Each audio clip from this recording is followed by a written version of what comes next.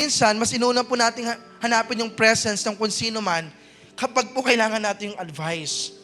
Kaya minsan, kahit hindi naman po para sa atin, lalo lang po tayo nalulungkot. Lalo lang po lumalala yung mga pagsubok, problema na pinagdadaanan po natin. Kaya imbis po na maging maayos yung sitwasyon, magkaroon ng solusyon, hindi po naayos. Kasi bakit kung sino-sino po ang hinahanap po natin. And si Lord po na laging present at available, si Lord na palaging naghihintay na pansinin mo siya, hindi mo binibigyan ng oras. Amen po ba? Naranasan niyo na po ba yun? Yung ikaw yung palaging present, yung ikaw palaging nandyan, pero sa huli, hindi ka pa rin po pinipili. Ano pong pakiramdam?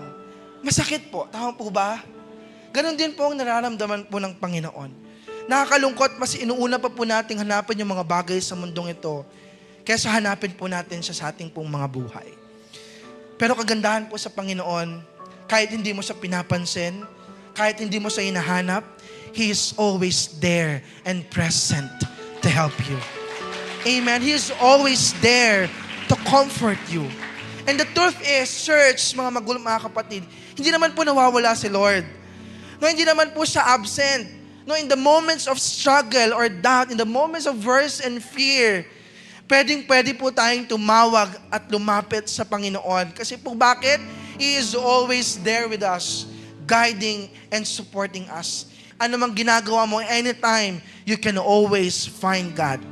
For He is our Jehovah Shammah, an ever-present God.